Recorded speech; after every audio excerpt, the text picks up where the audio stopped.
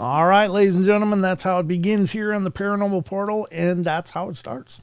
Hopefully, you guys are doing great. Happy weekend, everybody. Thank you so much for joining me here tonight as we embark on another 2-hour journey into the worlds of the strange and mysterious and absolutely unknown. And I have a wonderful guest with us today, folks.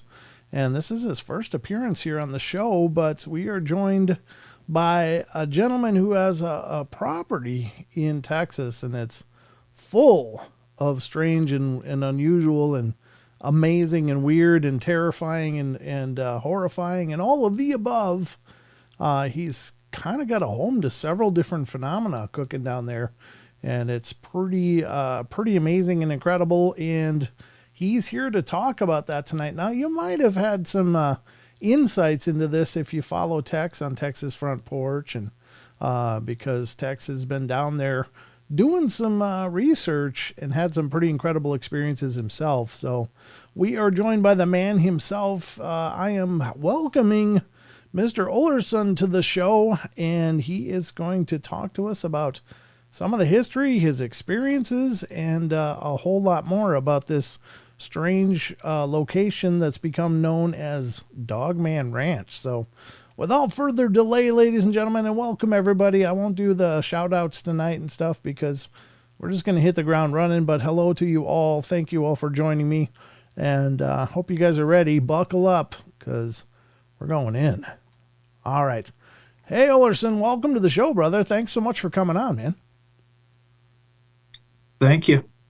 Oh, it's my pleasure to have you here, and I appreciate you making this happen, man, because this location has become legendary in very short order with a lot of strange things happening. But I got to ask you kind of a good starting point, I think, is where did this start for you? Like, how did this all begin?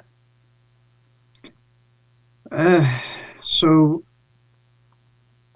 the paranormal side of it, I Mm-hmm. grew up with it. I mean, I can remember things happening as far back as I can remember. Ooh. Um, Everything from phantom smells to seeing another kid running down the hallway in the house. The just random things happening. Being in bed whenever I'm a 6, 7 years old and having books thrown at me in the middle of the night. Oh, wow. uh, I got to the point where I'd wake up, grab the book, and throw it back. That's pretty bold, especially at that So age. Wow.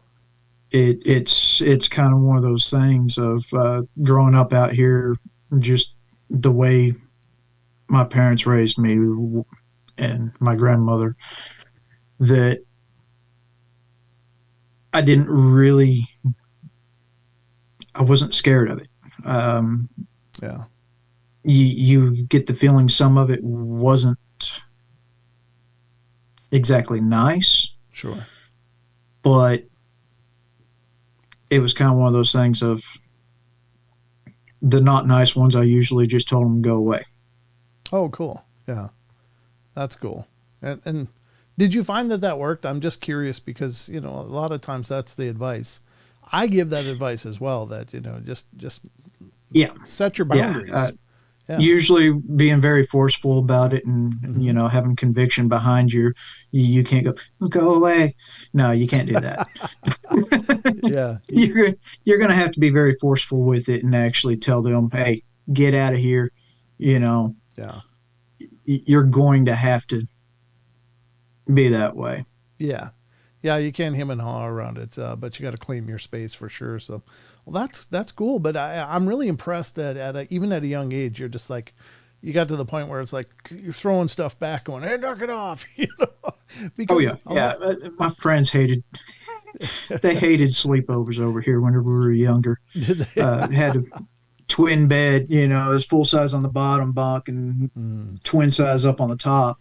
And normally I'd start out sleeping on the bottom because that was my bed, period. And they would sleep on the top. Next thing I know, they're crawling over me, getting against the wall on the opposite side of me because something scared them. oh man. Yeah. And so it was kind of one of those things like we have a pool table in our living room. And, middle of the night, if you did not have the cover on there in the middle of the night, you would start hearing the pool balls bouncing around on the pool table. Oh, really? Yeah. Um, let's see, there was one time in particular, I was in West Texas with my father, and I got a phone call from my mother um, asking me if I had my game system on a timer. This was an old PlayStation 1, Oh, the ones where you had to actually physically press the button down to right. turn the thing on. On top of that, this was an old TV, the old turn dial Yeah. TV, you Yeah. know. Yep. So it's like, how the hell am I going to put that on a timer, Mom? Right. She goes, "Well, your game's playing." I'm like, "Seriously? What do you see on the screen?" She goes, "Well, there's a car running down a raceway." I'm like, really? Really? Wow. So I did an experiment whenever I got back, sat down in the room, had the game on there, put it on 2-player, set the controller over here on the other side, and said, "All right, you want to play games? Let's race." And I'll be damned if the damn other car didn't start moving. really? Oh my God. So it's kind of like, maybe my imaginary friends growing up weren't so imaginary. Now, that's a great question. Did you have imaginary friends? Did you think that you Oh, did? yeah. Did you have Yeah. names for them, or that you recall? Not that I can recall. Okay. But and were you able to like have discussions with them? Oh, yeah. Wow. Yeah. Do you remember what you guys discussed?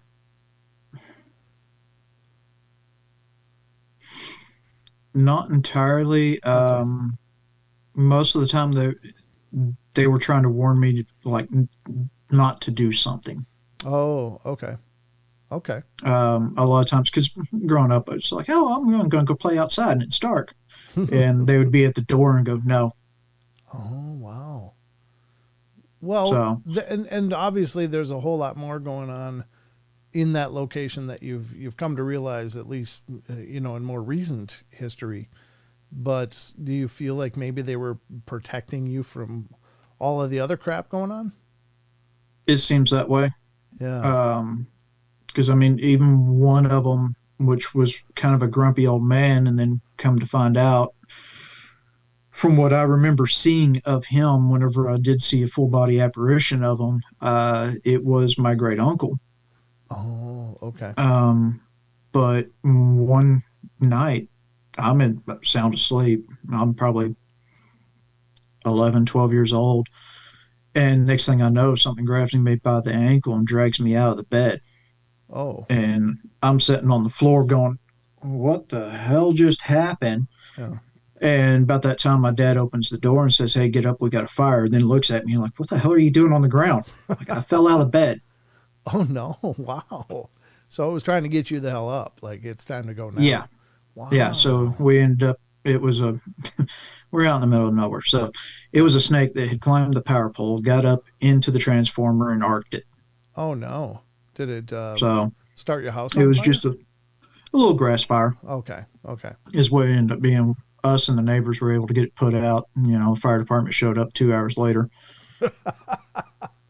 Well, that's nice of them to Not the make first time, not the last time, really. Wow. but So I it gotta. was definitely some interesting events as far as that goes. There's not a week that goes by that something weird doesn't happen. Um, I mean, hell, I've been sitting in here on a Teams meeting and stuff behind me starts moving. Wow. So it's everyday life. When Right. my wife first moved into this house, she said it was the first day she was here.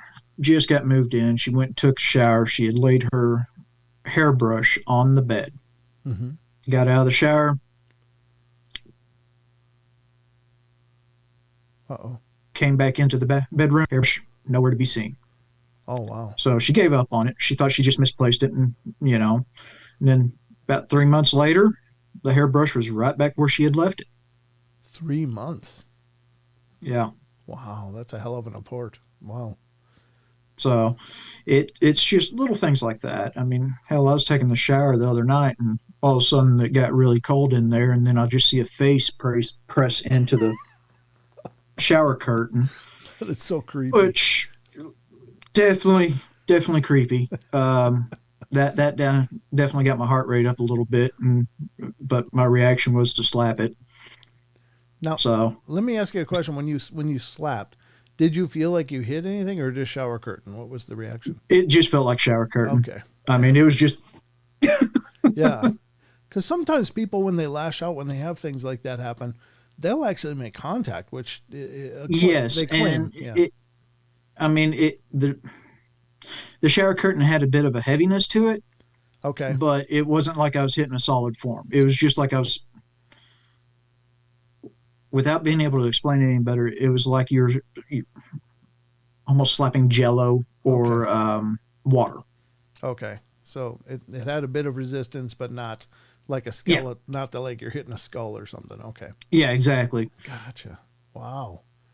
Now, as you're growing up in a location like this, did you ever get the feeling that you were a sensitive or that you have some maybe an awareness to all this stuff more than most other people?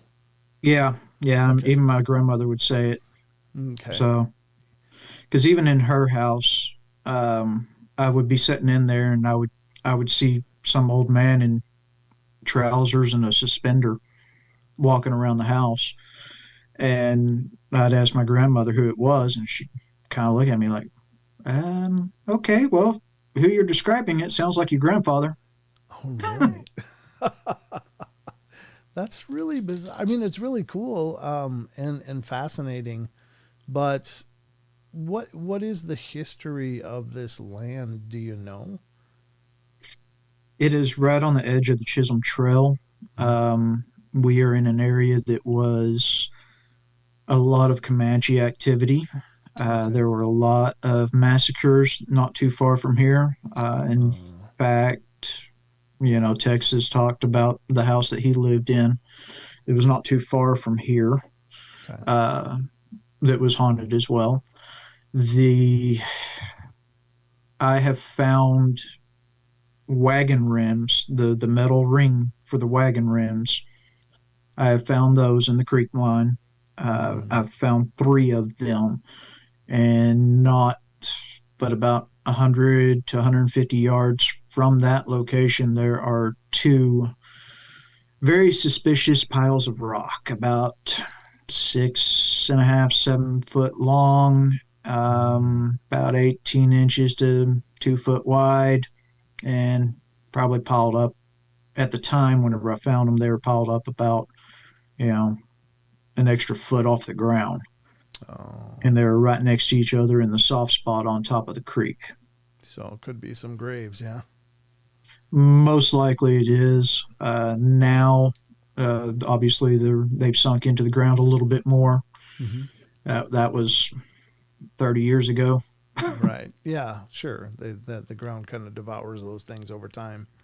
Oh yeah, yeah, and I mean it's not like it's devoured it even more than what it looked like it did at the time. It's just what you would normally expect of Right. Yeah. erosion and everything else. Sure. Yeah. So this has been your And your. Oh, okay. Go ahead. Sorry. I'm sorry. that's actually those graves are right next to probably the first time I had what we could only describe as a portal that I ran into. Oh, tell us about that. So obviously, my friends and I would always go down in the woods, go hiking. You know, um, Father wouldn't let us go down there without a rifle or at least a gun. So, we always armed going down there. He didn't want us down there in the dark. You know, he didn't want us. If it started getting dark, he wanted us to get out of the woods. But we would go down in there and we'd go explore. Okay. We'd find caves, we'd find all kinds of interesting things. And we'd found what was an old bodark tree that was massive. The trunk is easily 2 foot across. Oh. But the way the canopy on it is that it grew and came all the way down to the ground, Oh. almost like a tent. Mm-hmm.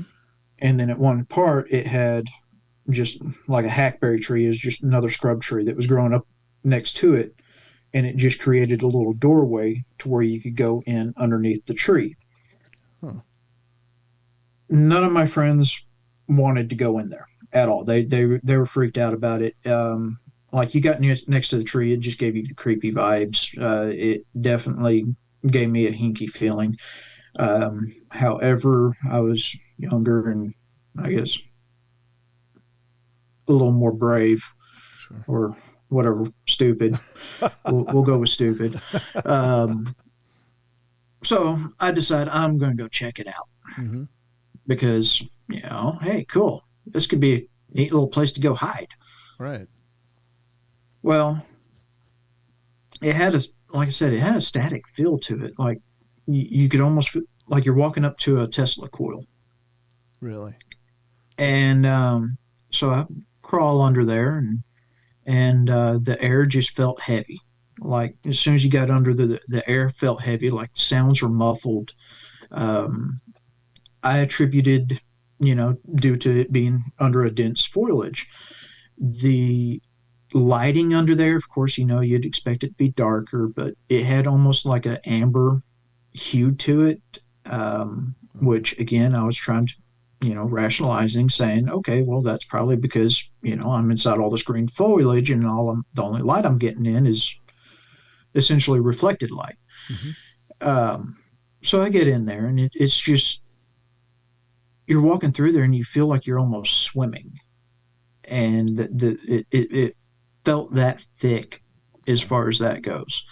And then the voices started, and it was just like thousands and thousands of voices all around you, just at a hum, bad enough it'd make your ears ring. You couldn't understand what was being said or anything like that. You could tell it was a language, but you couldn't tell what it was. Um, I went in all the way up to the tree trunk. There were carvings in the tree trunk that I didn't know what they were. They were symbols. I didn't know what they were at the time. Um, and everything. And I was stuck around in there what I thought was about 5-10 minutes, something like that. Mm-hmm. And then I went to crawl back out, and I got back out. My friends were freaking out. They said they'd been trying to yell at me and everything else for 30 minutes, like as in Oh. they even called my dad. Ooh. And so I came out. We called my father, said no, I came, I'm okay, I came out. Yeah. Well, apparently I wasn't okay. It looked like I got into a fight with a briar patch. I had cuts all over me. Really? And yeah, it was one of those things. It was like 2-3 seconds or 2-3 minutes after I got out of there. Just I was burning all over, and there wasn't really a place on me that wasn't cut. Wow. And it wasn't really cuts, but it was scratches. It was just like if you got tangled up in briars or barbed wire. Mm-hmm.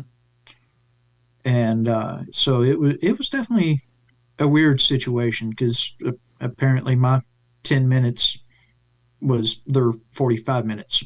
So, Wow. um, a little bit of time loss. And like I said, all my friends growing up, none of them really wanted to be down there after dark. They always got a creepy vibe out of the woods and everything. Mm-hmm. We've seen all kinds of weird stuff out there just walking through the fields. Um, since this stuff has started happening again, because apparently a lot of that stuff I just kind of pushed out of my mind and ignored, and didn't really give it much merit other than the fact that we were young, and yeah, it's probably my imagination, Sure. you know. So it was kind of one of those things. A lot of the stuff that happened, a lot of the experiences that happened, I had forgotten about over the years Yeah. until my last run in with that jogged my memory of a few things. Yeah. I gotta imagine that must have been surreal, but that was your normal though. I mean, that was your normal growing up. Yeah, And that's the part that's really mind-boggling. It's like, wow. So Yeah. you grew up kind of with a foot in the other world, for lack of a different description. I mean, that's pretty profound. So do you think that, because you said your dad was like, no, I want you home before dark. No, I don't want you out at dark. Do you think he was aware of some of this other stuff that you've come to find out about? Yeah. Okay. I'm pretty sure of it because he used to always tell me that he saw a bear down there. Well, the thing about it is, my father used to go fishing and hunting in Colorado. Mm-hmm. He always had a gun on him, period. I Right. mean, and he used to love going fishing back on the creek back there. Ever since he saw that bear, he refused to go back there. Whatever it was scared the living shit out of him. Wow. Pardon my language. No, that's fine. But it scared him bad enough that he did not want to go back there unless he absolutely had to. Oh, but he he And he he described it. definitely did not want to go back there anywhere near dark. Okay. Wow. Yeah, that left an impression on him then. Yeah. And even thinking about it, my grandmother, she's like, yeah, he used to go back there and stay back in those woods from sun up, sundown, and he'd come in 2 hours after sundown. And and then he stopped. Hmm. So it was kind of one of those things because going back and thinking about it, he said, well, I saw this bear. It stood up and it ran off on two legs. Yeah. Yeah, that's Dad, some. you hunt. You know, bears don't do that very often. Yeah. Even I'm familiar with that, and I'm no hunter, but yeah, Yeah. So generally it's like, speaking. wait a minute. Something ain't lining up here. Right. So what do you think he And saw? Because you've got several different phenomena happening there, not only spiritual, but several different versions of cryptids. Which one do you think he might have seen? from the description he gave, he saw one of the canines. Okay, the dog man, or however you want to describe it. Yeah. Yeah, whatever you want to call it, dog man, whatever. We Yep. call them spooky Cliffords. So when you're seeing these, when did you actually see one for the first time? The first time I saw one, Mm-hmm. um, well, like I said, a lot of the stuff I put and pushed off and forgot about. But the first time I actually saw them was whenever I was probably 13, 14, Oh. years and years ago. A group of friends and I were in the fields, just walking around through the tall Sudan, and my friend started freaking out, saying there was a big dog that just ran through, and then I caught a glimpse of it, and then we caught a glimpse of three more that were running through, and they were basically all around us. So we kind of got out of the Sudan and headed back towards the house, and we're sitting here kind of like, oh, what the hell is Yeah. back then there wasn't really internet to even really look at, so we went to the library, we looked through the books and everything else, and of course you're going through the mythology books, we come up with Lupin, Oh, sure. because at the time they were on all fours, they weren't on 2 feet, it was, we got the stories of the beast of, I can't even pronounce it. Javadon. Javadon. Yeah, Yeah. yeah, so we Yeah. ended up with that and everything else and the drawings of it, and I'm like, well, that okay, what That's the hell's this French wolf doing here? you know? And especially a pack of them. I mean, come on. And but it was just kind of one of those things. It's like, no, no, no. Me and my friend we imagined it. Yeah, it couldn't be it. Yeah, mm-hmm. even though it was two of us that saw it that time, and then apparently, we would see them kind of on the regular back then, and then I hit more of my teenage years, and well, I didn't spend as much time out there Mm-hmm. walking around as I used to, so I guess I kind of lost sight of them. Right. And then I was what, about 3, 4 years ago. Um, One of our dogs, we were outside and we let him out to potty, and he started freaking out bad. There was something he didn't like. I was thinking that it was a big cat because mountain lions, we'll get them occasionally. Okay. Um, I went out on the porch with the flashlight. I saw eye shine, and I'm like, okay, I walk out there. I've got my service pistol with me, which is just a simple Glock, Mm-hmm. 40 caliber, nothing really fancy. I do have a little weapons light on it, and I walk down there. I'm walking towards it, and I've still got flashlight on it, and I'm like, wait a minute, that's a dog or a big coyote, something. I get a little closer, and I'm like, that thing's damn near the size of a cow, Oh, wow. and it was crouched down on the ground, and of course, I'm sitting here looking at this giant predator that's in front of me. I'm 30 yards from it. So I've got good view of it. It's black in color. It's laying there, and it's really not even paying attention to me shining a light on it. Really? Like it doesn't pay me any attention. It's watching my mule, actually, that's in a pen, because my mule's freaking out, and it's watching it. So I line up a shot, and I fire a shot right into it broadside, and you could see the impact of it. The body shifted on it, and then the thing gets on all fours, turns at me, and then stands up. Oh, At that point, I'm looking at it like, oh, freak. Yeah. Yeah, no doubt. it was just kind of one of those like, well, I've already invested. Yeah. So I basically said, well, Valhalla, here I come. Took another step forward, braced myself, fired 3 more shots. Huh. Put two to the chest, 1 to the head. Okay. I followed training. Right. And you can see the impacts on each one.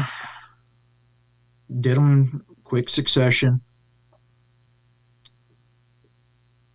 The thing about it is on the headshot, it kind of did that, looked away, snarled, turned, and walked off. It didn't run. It just walked off. That's got to be a humbling experience, right? You just dump 4 rounds into this thing. Yeah, and I'm using Hornady Yeah. critical defense loads, which are pretty good on impact. They've dropped pigs. Yeah. Still, it's one of those things. If you hit a pig in one of the hard bones, you're not, it can bounce off their skull. Sure. But it'll still usually drop them. And I mean, they've used 40 for dropping bear. I mean, it should do the job. Yeah. So I'm sitting here looking like, well, this ain't good. Okay, I'm going to go change my underwear now. Yeah, no doubt. But I still managed to walk down to where it was and look for blood. Not a drop. Not a drop. Okay. And that's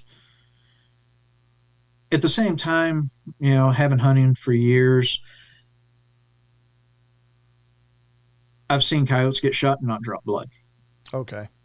So that doesn't strike me as too strange. Okay.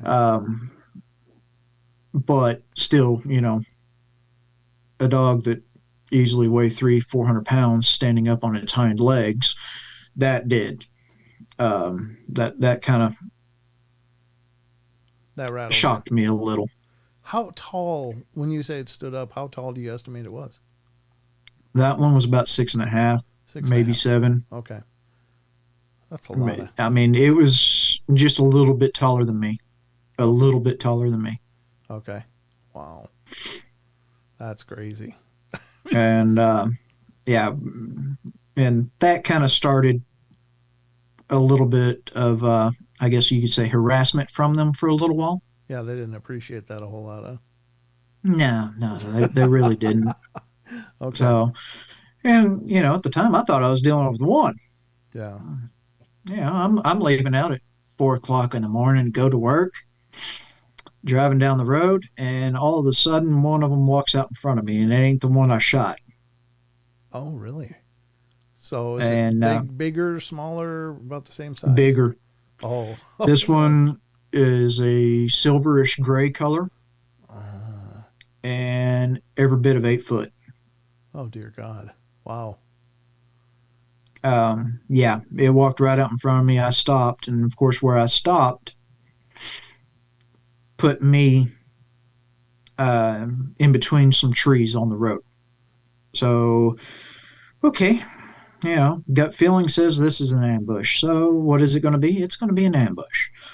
I'm sitting here, I've got my arm up on the steering wheel, and I'm without moving my head as much as possible, trying to look around as I reach over and grab my pistol out of my holster Mm-hmm. to try to figure out where it's going to come from. And sure enough, I happen to see it right off out the driver's window in a tree about 25, probably 25 yards away. Okay. And it moves out from behind a tree and starts walking up towards me. About that time, I turned the light laser combo on the pistol with it pointed right at it, and it's pointed at its nose. Um, I can very plainly see that that is the one I shot because it's missing part of its nose. Oh. It has a little bit of a cleft lip now. Okay. Um, and what trying to pay attention to that one and the one in front of me, you're sitting here doing this. And of course, I turn and look at it finally, and I'm looking back and forth. And the strangest thing happened. The one that was in front of me, it looked like it started laughing. Really? Yeah, it just kind of looked like it started laughing, like, well, that didn't work. And the one that was off to the side over here, you could see it snarled and then turned and walked away. Mm. I'm like, are they testing me? Right. That's crazy, huh? So do you think it was So, really a strategic encounter then? yeah, and that's not the first time either, because before that, I've actually got a video. I'm sitting in a pop up deer stand, and I'm in the middle of a field, well, right on the edge of a pond, but there's not really any trees around, but we have deer coming down there. So, okay, I've got a feeder down there.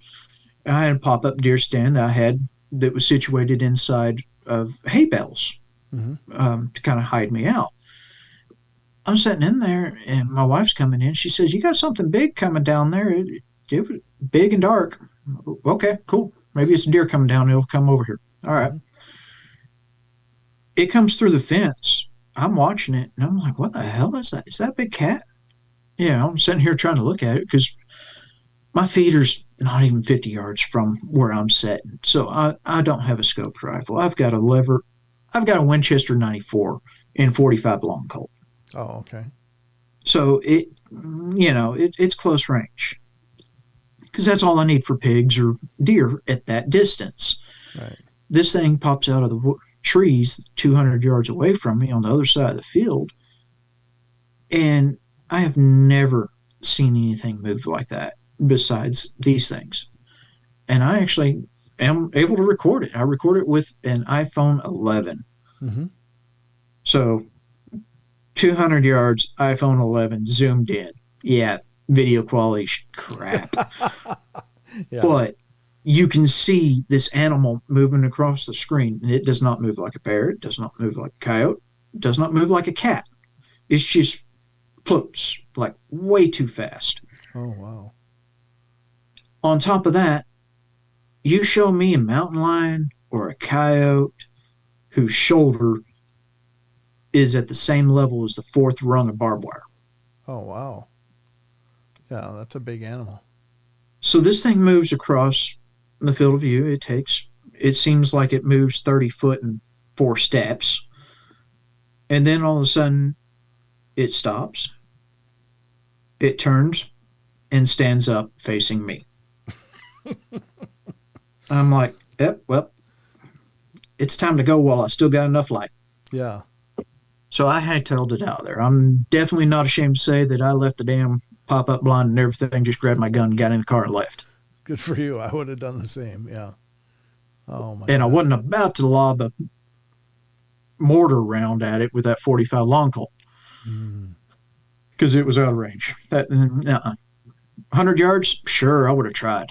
yeah. Wow. 200, nah, Yeah. no use in trying it. That's a It would have long, been too slow by then. that's a long shot. We got a question from the chat if you don't mind. Yeah, what? And this is from listener Barbara Mora. She says, "Did the animal make any sound when hit with the ammo? Yeah. And what would that have been?" Um, like a grunt. Okay. Like that? Yeah. Yeah. Okay. Huh. Wow. So But at you the same time, my ears were ringing because I didn't have hearing protection. So, well, that's yeah. true too. They really bark. Yeah, 40 will really bark. Yeah, that's But crazy. it definitely did make you could see the impact of it, and it did grunt. And then, yeah, it was kind of growling and snarling a little. Right. So in this last sighting where you're hunting, what time of day was this? Late evening, right at sunset. Oh, okay. So there was still plenty of ambient light to see what was going Yeah. on, but it was fading. Yeah, Okay. yeah. There was still plenty of ambient light. Okay. Like I said, I was able to get a video. You can see something. It's just not, you know, Not not conclusive, best but quality. yeah. But you know what you saw, yeah. Oh yeah, And yeah. then it stood up though, and then looks at you. So it's like, God, they're like taunting you in a sense, right? Huh. Testing me. Right. But of course, after that time, we get back up to the house. My wife and I were like, well, let's go get something to eat. So we get in the truck and we go to driving. And as we're driving, we have to cross a cattle guard. Well, the farmers around here will take and coil up extra barbed wire to fix the fence and hang it next to the cattle guards or next to the starting of the fence, anywhere next like a stretch Mm-hmm. H brace. Um, I happened to see something across the road, so I stopped, and both my wife and I had the feeling that something wasn't quite right. That this didn't feel right at all. So whenever I went to get out of the truck, I already had my pistol drawn. It wasn't a Glock, but it was still another 40. My wife, she had her pistol ready. And I get out and go to look at it, and it's the barbed wire that is strung across the road, and it's in coils to where it would wrap up in an axle if you drove over it. Oh, wow. And it's like, okay, a cow wouldn't have been able to do this because it would have to physically take that barbed wire and lift it up off over the post Right. and then stretch it out. Like I could see get a cow getting hung up in a broken piece and dragging it across there. That's normal. Um, but this was actually taken up off of it. It was the extra piece that was there, taken off of the post and coiled across there. So that took some intelligence that is by far more than what you would expect. Yeah. That is, I mean, that shows enough intelligence to actually plan out an ambush and a trap. That's really disturbing, that they're potentially capable of that level of planning. That is Mm-hmm. truly a sobering thought. Yeah, it is definitely one of those things where it's like, okay, I've dealt with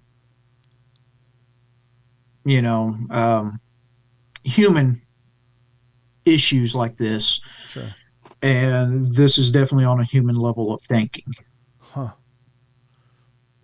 But do you think and I realize I'm asking you to speculate wildly, but do you think that it was more a measure of intimidation rather than actually trying to hurt you, because it seems like, these things are, I mean, we're so outclassed physically and just in our reaction times, everything.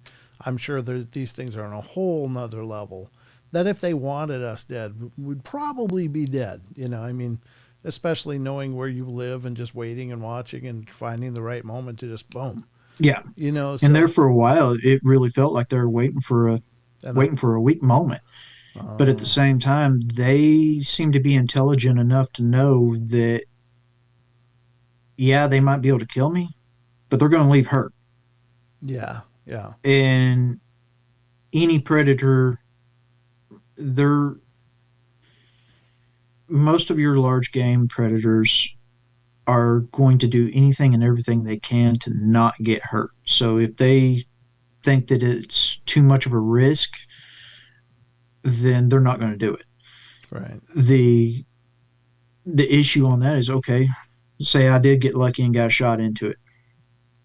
How long is it going to take for it to heal? How long is it going to take for it to, Right. because the time frame between when I shot that one and whenever I saw it again was about 6 months.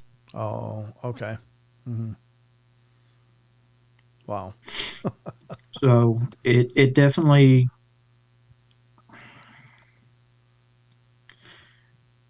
they seem to be more opportunist, Right. What? because they definitely liked my deer feeder. We used to have sounders of pigs running in the 40s and 50s out here. Oh, The last group I saw of 30 or 40 was actually uh, last weekend, but it was all little ones. oh, really? So, yeah, not too far from Texas campsite. There was about 6 or 7 big sows and about 30 piglets that were, about the right size for a Mm. barbecue. I just couldn't get my gun out the window fast enough. Yeah. Well, that's good, I guess. Yeah, because I know pigs are a ferocious thing anyway. I mean, Oh, yeah. they're Yeah. monsters. Yeah. Whenever I was younger, I ended up getting treed by Mama Sow. Did you really? I was stuck in a tree for 6 hours. Oh my God. And she wasn't I letting finally gave up. All I had with me was a BB gun and a Bowie knife. And here I am, probably 100 pounds wringing wet, Oh no. up in this tree, sitting here with a mama sow sitting under me for 6 hours. And it finally just laid down at the bottom of the tree. Okay. And I gave up. I said all or nothing. I put all of my weight into dropping on that thing with the knife on me and then took off running like hell. Oh, I wow. left the knife and all. I Yeah. ran. Yeah. Just get the hell out of Dodge. Yeah. That's, But it seemed to work because apparently I fell right at the right spot. I got it right in oh, the neck. oh, really? So you actually took it Yeah. out. I don't know if it took it out, but it definitely slowed it down enough I could run. Definitely changed his mind anyway. Yeah. Yeah. Well, that's So good. like I said, okay, I was 14. 14. Well, you're a brave kid, though. I mean, and maybe it's because of the way you grew up that, well, it sounds like you were raised really outdoors minded anyway. Like that was a big part of your life all of the time. Yeah. Growing up, I'd get home from school. My parents, they worked. They didn't have babysitter. I came Sure. home. I fended for myself. Hell, I was 10 years old fending for myself for 3, 4 hours till they got home. Mm, gotcha. And my grandmother lived on the same property. It was just a different house. And Hmm. obviously, they knew if I needed anything that I could call her. Oh, okay. So, but at the same time, I would cook my dinner. I would, I would have everything ready and be done with everything by the time parents got home. Oh, that's cool. Yeah. I mean, it So, was a different world back then, though. So for some people listening, they might be like, "What?" But yeah, yeah. we were all kind of Just feral. I'm Generation X, so that was kind of just the way things were. But you're not that far behind. It doesn't sound like. what they call us, the older millennials. Yeah. Well, old enough to be closer to Generation X, I think. But yeah, Well, and then of course you know if you grow up in the country, then it's more like you're the previous generation anyways because yeah, times are slower. yep, But absolutely. Yep. Well, that's yeah, it was one of those things. I grew up okay. Hell, I got my first rifle whenever I was 4 years old. oh my gosh, really? Yeah. So yeah, I'm not talking about a BB gun either. Hell, I got a damn BB gun whenever I was like 3. Yeah, they started you out right. I had a Daisy 22 bolt action rifle. That was what was given to me for Christmas whenever I Oh, was 4 or 5. wow, that's uh, that's a And pretty intense gift. yeah, well, I mean, okay, I grew up with it. Sure, So sure. it was kind of one of those things. I get home from high school and I'd grab, one of the 22 pistols and a holster and go walk the creek line. Oh, really? Wow. And that was my stress relief, is going out there and doing that. Hell, I did that for years. I did that. Then some friends of my mother's got me into to the single action shooting society, Hmm. as well as the fast draw. Oh, nice. Okay. So, you know, I grew up doing that kind of stuff. And then, of course, my father, hunter and fisher. And so I was always out hunting and fishing with him and everything else, learning how to track, learning how to do a lot of the stuff that, later on with the profession that I went into, it benefited me quite well. Yeah. Yeah. Um, Especially, whenever I was overseas for a short bit. Hmm. But it's just kind of yeah, different times. I grew up with this stuff, and then of course with the paranormal stuff inside. So it was kind of one of those things, these things that would scare normal people, and it's like, Hmm. what? You don't have that problem in your house? What do you mean? Yeah, most people don't. I think maybe a lot of people have paranormal experiences from time to time, but this is definitely on a more active level. We do have a question in the chat from Rachel, and she's asking, "What area of Texas is this?" But just so you guys know, this location is being kept pretty close to the chest, so we're not trying to give out any specifics at this point. It is an active investigation area, and there's a lot of efforts going on with that, and it is private property, so we're not trying to broadcast where it is necessarily. Would that be correct, Ullrson? Yeah, it is private property. Anybody that's caught on it that's not supposed to be there will be treated as trespassers Yeah. to So the fullest extent of the Texas law. yeah. So that's one of those things. Unless you want to ride and with the county, Yeah. then it's not worth it. But we will say that it's in North Texas. North Texas. Okay. Yeah. And it sounds like I have no idea about the whole Dogman thing. I'll be honest. I mean, it's something that I've certainly heard about a lot through the years doing this kind of thing, but I don't pretend to be any kind of authority on it, or even to have a real clear idea of what they are or what anything about them. Like with Bigfoot, we hear a lot of encounters about that, but the Dogmen, there's not as many that I've come across anyway.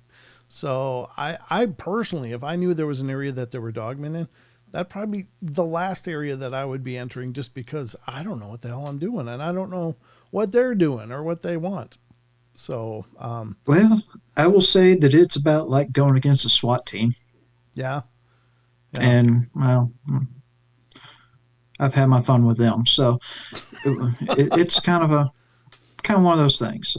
yeah, Because, again, as we kind of touched base on earlier, that growing up, I always seemed like a sensitive. All right. hmm, My grandmother used to always just flat out say that I was born with a gun in one hand and a knife in the other. okay, Um, just that I was made for chaos. Oh, okay. I gotcha. Um, and my brother and I, we used to go play paintball all the damn time. Well, I played hooky 16 years old. We played, just on my 16th birthday, played hooky. Mm-hmm. And we went to go play paintball at a place down here.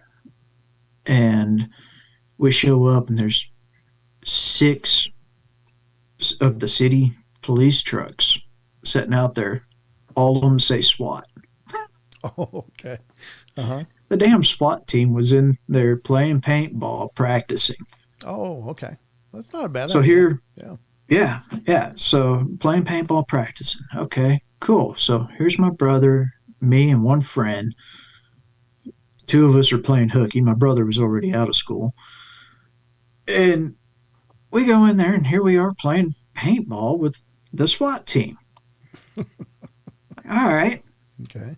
So one of the games they wanted us to play was, it was called Bomb Hunt or Terrorist Hunt or something like that. Either way, it's where you got a small group that's guarding a box out there in this one section, Mm-hmm.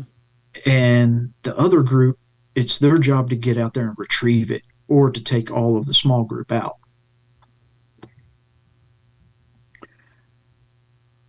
I never knew a SWAT team could be so embarrassed to have their ass handed to them by a 16-year-old. Oh, okay. I gotcha. So you guys. They, of course, came through like, typical. They come in 3-man team through each of the openings, go into the room. Well, the way we played it, I told my brother and my friend, who were off in the far corner, told them, all right, you start firing just as soon as you see them. Draw their fire. I'm setting off in another corner, buried in the shadows, and I wait until I have clear shot for every single one of them. Oh, okay. So they were a little upset. Well, I guess it's probably good that they're upset there rather than the real thing. And that's kind of how they said it. They asked me to please be on our side whenever you get older.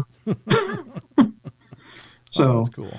It was kind of one of those things. But again, this was just going. I treated them like I would hunting a coyote. Oh, okay. And that's just how my mind worked. Hmm. So coming against these critters that have the intelligence of humans, I tried to treat them the same way of, okay, if I'm in their position, what would I do? Yeah. Where's the good ambush points? Where's the spots that's going to be tricky and dangerous? Mm-hmm. And as long as I avoid those areas, I'm fine. Right. So they're at the same time, the pack of them doesn't seem to be. It seems more so like they have a respect for me now. Yeah. Just like I have a respect for them. Mm-hmm. And I wouldn't say that we're, buddy or that I can go up and pet them and scratch their bellies. But at the same time, they've had plenty of chances to take me. Yeah. Plenty.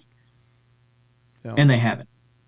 I mean, this last weekend, whenever Tex was on his little vendetta by himself, and his nephew, his friend, are sitting in their truck next to my wife and I in my truck.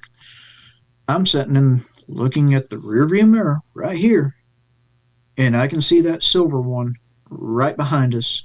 Mm-hmm. He wasn't even 50 yards behind us. He was inside right there, and he was just sitting there shifting his weight, and you could hear like a whimper.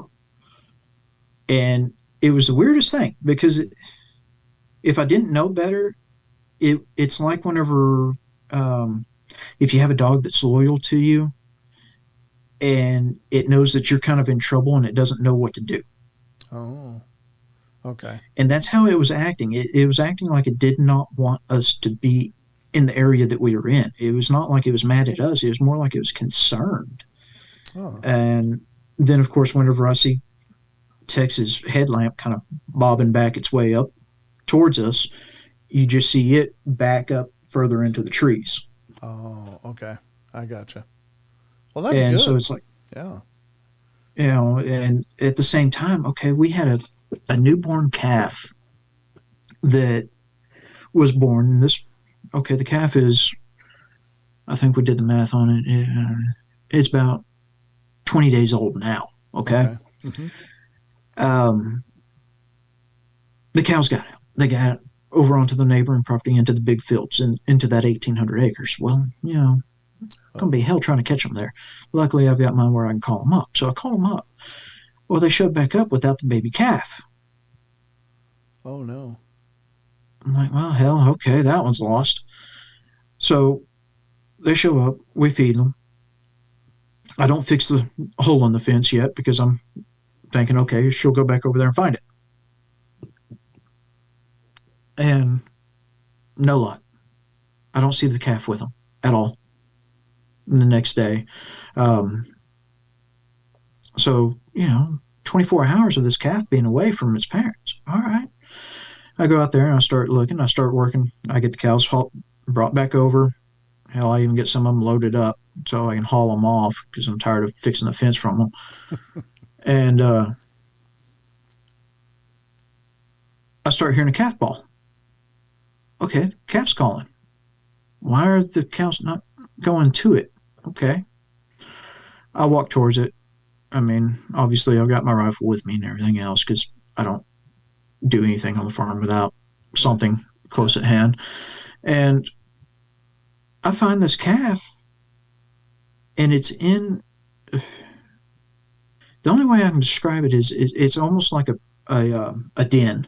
So it's where the brush is really thick and compacted around it, where it would make good cover, and it has a little hole burrowed out in it.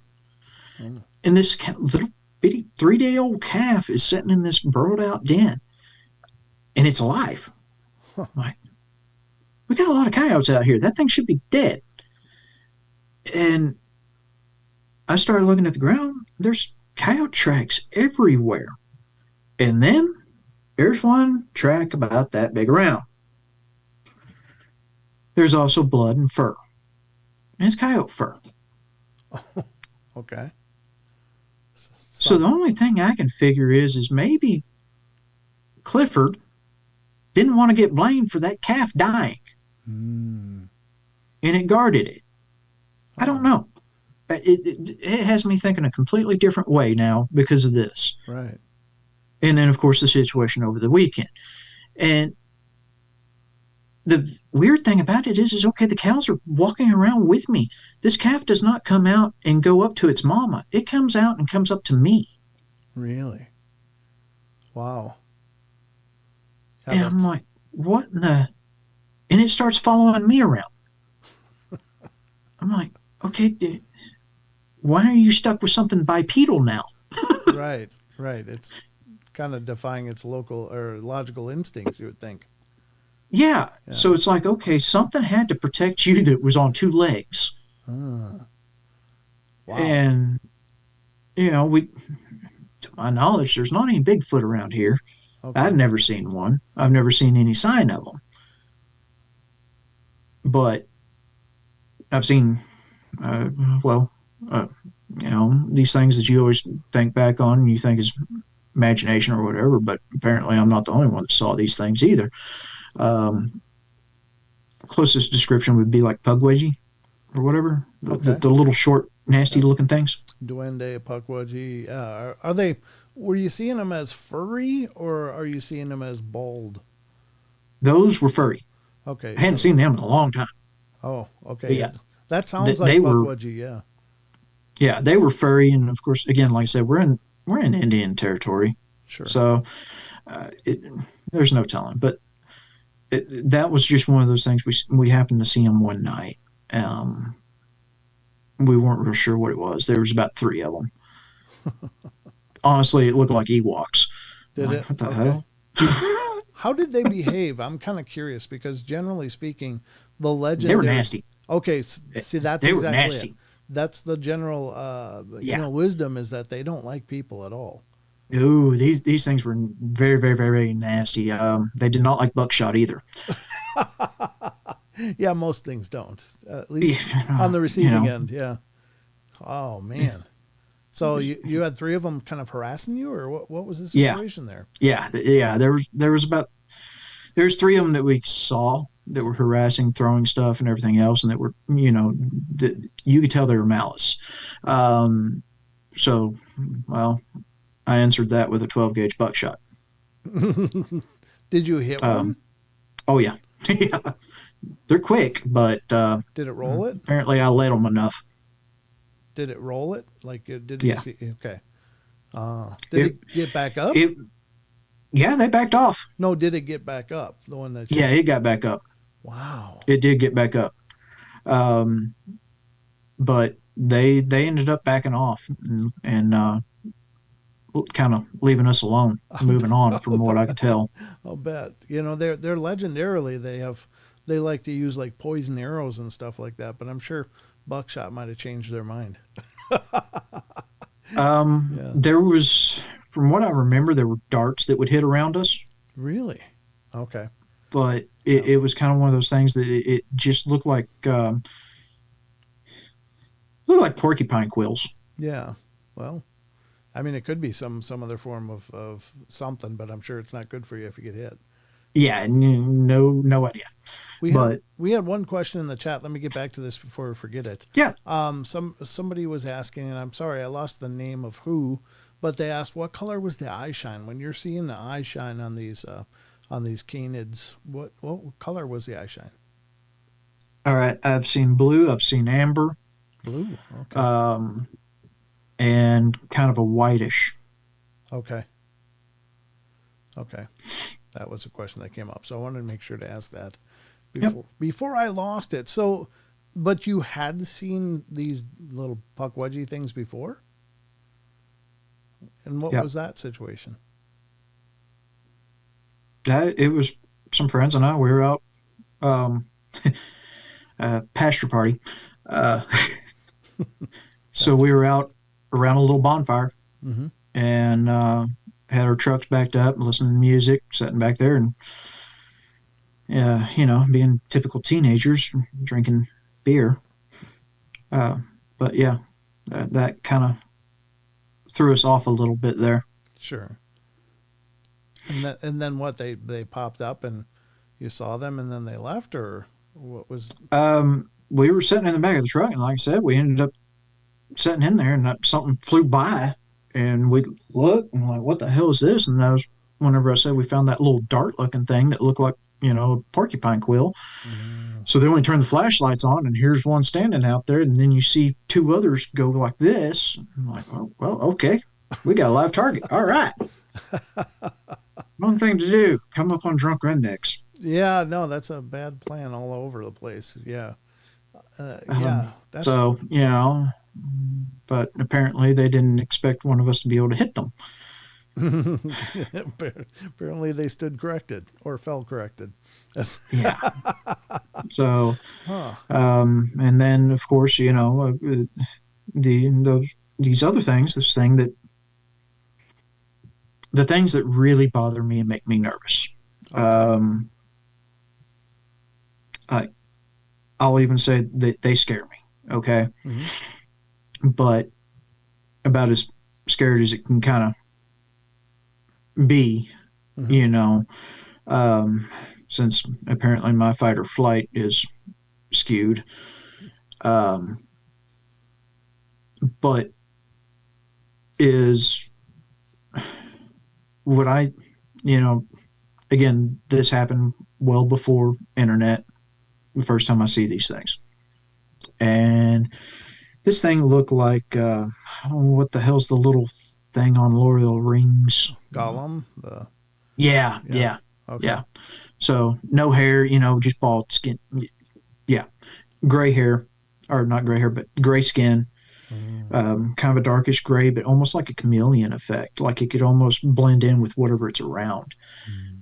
and the teeth are just jagged, like shark teeth almost. I don't remember if it had the eyes kind of reflected a red. Okay. And this thing would come up fairly often. And like I said, I got a bad feeling from it. It freaked me out, scared the living shit out of me whenever I was younger, kind of thing, because it would wake me up in the middle of the night tapping on the window.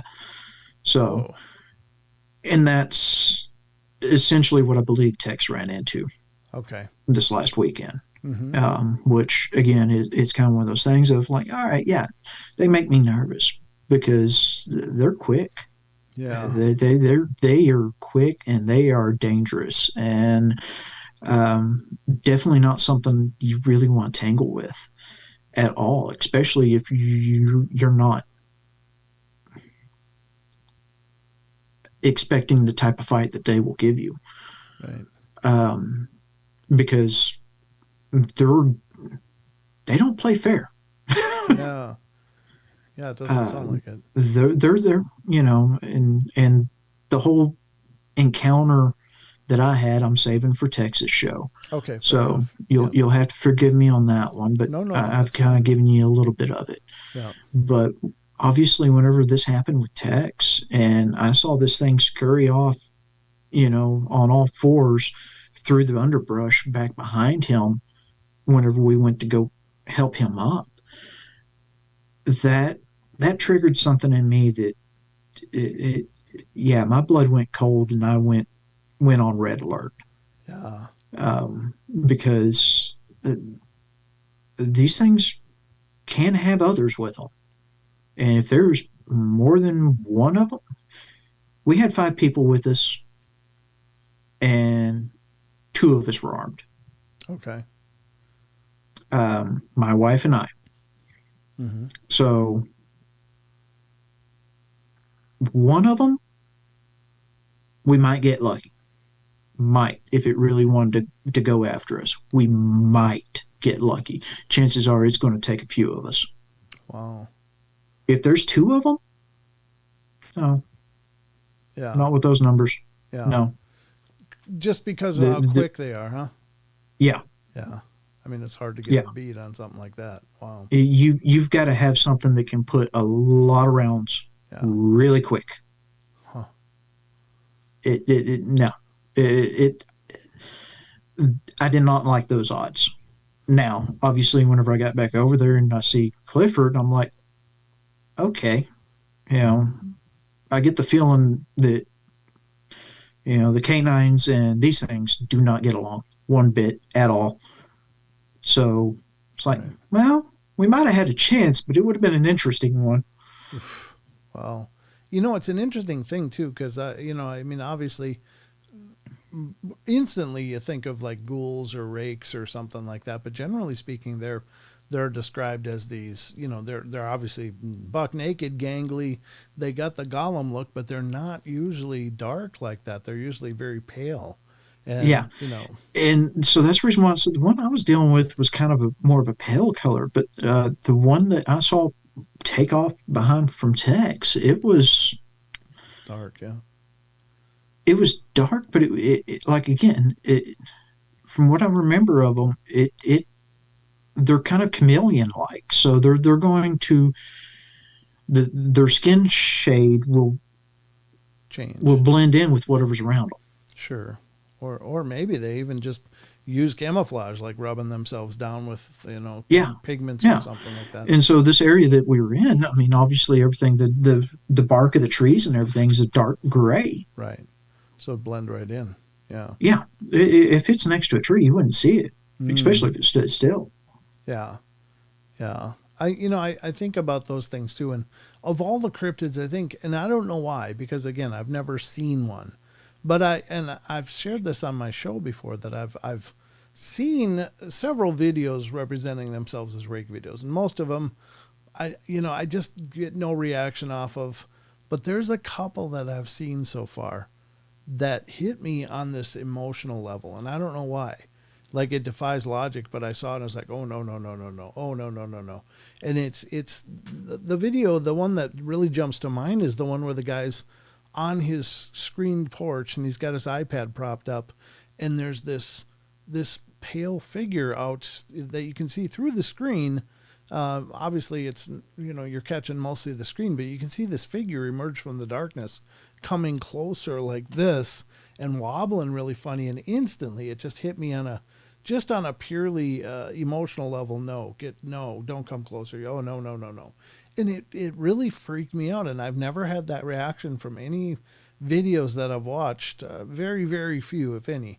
But that, whatever that thing is, and if it's the same thing, I totally get it, because I wasn't anywhere near this thing. But when I saw it on the video, I was just like, no, no, no, no, no. It just hit me on a real raw level. Like, I don't want to know this thing. I don't want it any closer. It's freaking me out. So I completely understand your reaction. Yeah, no, those are something I don't want to tangle with. Yeah. And I got to give Tex a lot of credit for having seen that go up that barn, as he explained, and to see it do that and not make a sound. And he's like, okay, you guys take off. Give me a little bit of time here. It's like, man. I did not want to leave him. I did not want to, but I know that he is so damn bullheaded he wouldn't. He's just like, yeah, just leave me alone, see if I can draw it out. It's like, man. Well, and it's just like, okay, the night that we dropped him off for him to do his little walkabout, and he had those gnashing teeth, which I've heard that, the chomping teeth. Oh, sure. It's actually, it reminds me of, you've seen these videos of the Belgian Malinois whenever they're excited. They just sit there and start chomping. Oh, no, I haven't, but I understand what you're saying. Yeah. Yeah. So that's what it reminds me of. And I mean, I've heard it a couple of times. But it's one of those things. Whenever he first came out here, I kept a lot of this stuff. I kept my cards close to my chest on a lot of this stuff. Oh, sure. Yeah. And I told him, I said, you start investigating out here, you're probably going to get more than you bargained for. And it's kind of one of those things. It's like, I tell people, if you don't believe in the paranormal, you don't believe in this weird shit happening. Yeah. Yeah. Come on. Let me take you camping. Stick around 5 minutes. Yeah. There's not a time I go down in those woods that something weird doesn't happen, whether it's the bells that go off, whether it's, you see something running through the woods on two legs, whether, you're having something playing peekaboo around a tree. You get weird, mysterious fog cloud that walks by. Yeah. Explain to me about the bells, though. I'm curious about that. What do you mean by the bells going off? It's what he was talking about as far as down there. So it's really weird. You'll be in certain spots down there, and you'll hear the sound that like he said, it's either going to sound like metal pipes clanking, glass clanking, or to some people, like for me, it almost sounds like the old little ring bells on a bicycle. Yep. Okay. So and there's no explanation for it. Yeah, no explanation. There's nothing around there that should be making those sounds. Wow. It's just it's a very weird sound. It sounds like a bell, or pipes clanking or something like that, and it moves around. It's never in the same spot. Wow. Now, and that's kind of interesting, because a lot of classical lore would attribute that with potentially fey activity, like the fairies. And I don't know where you're at with that kind of stuff. I'm not saying that, you have to be open to everything. Some people hear stuff like that and go, oh God, what is this, Barbie land? But these are old legends. They're around for. They are not little Barbie lands. They are not cute, cuddly little things to go play with. Exactly. They are stuff that will mess you up. Yeah. So there are, that time I had missing time and everything, I suspected I was dealing with them. Oh, okay. A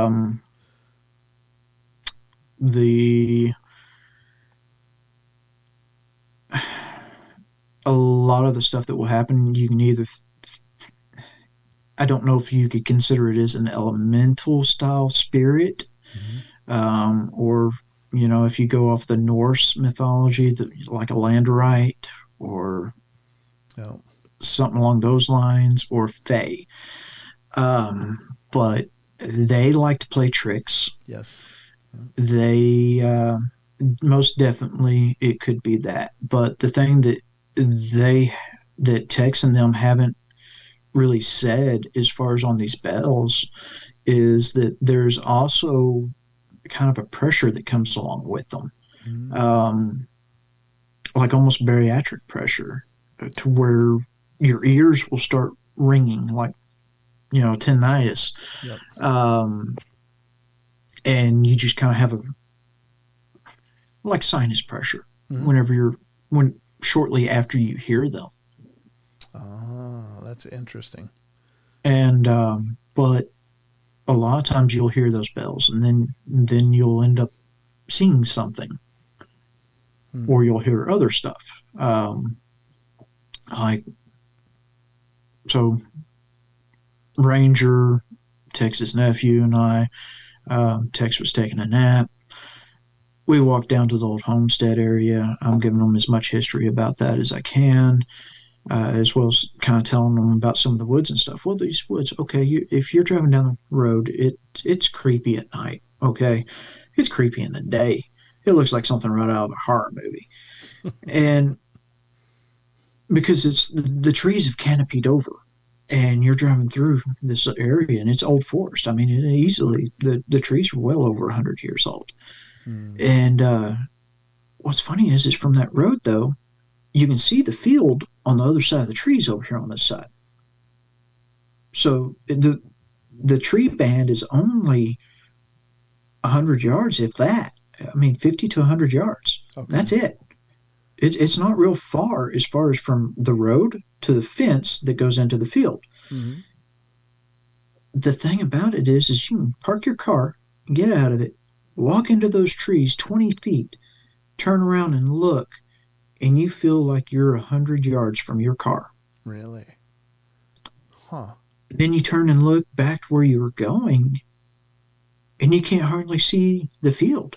You could see it fine from the road, but once you get off there and start walking into there, it's like you're You like it get swallowed up, kind of, huh? yeah, it's like you get swallowed up. Wow. My wife and I, we went down there, we hiked through it, and what was funny is we were laughing because you, we have woodpeckers around. Sure. It's country, it's forest. You're going to have woodpeckers. Hmm. Well, the thing about it is we're sitting here, we're listening to a woodpecker, it's making noise and it can't keep tempo for shit. But, it's trying. Sure. And then you'll hear what sounds like a 300-pound woodpecker. Oh. Okay. And that kind of makes you stop and look at one another, go, huh, that's going to be fun. And you continue going on through there. So we're looking for an old cemetery that's supposed to be down there. My my father told me about it, and so my mother. It's been lost. Okay. You know, over the years, it's been lost. I think I've got the area pinpointed down where it's at, but we haven't made it back down there to really go check that area. So we've been going through there and basically doing like a survey grid of the woods trying to find this stuff. So we gridded that whole section out. And what's funny is okay, we were in there, we thought we were in there for 30 minutes. We look at our watch when we got back out, it was 2 hours. Oh. And we went through that whole section, okay? So, I'm explaining this to Ranger and everything else, and he's like, well, you know, over here by this old homestead, he don't get no creepy feeling. These woods make him nervous. For some reason they make a lot of people nervous. Hmm. And so I'm showing him, where we found an old T post or an old fence post, wooden post, and then where we found some old trees that were cut down, and you could see the saw marks on them, and it was old hand saw marks on them. Okay. And we're talking about trees that are, that big around at the base, and the stump's been there for 100 years. And we were showing them that.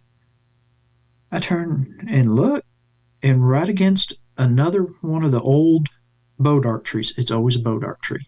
Always a bodark tree.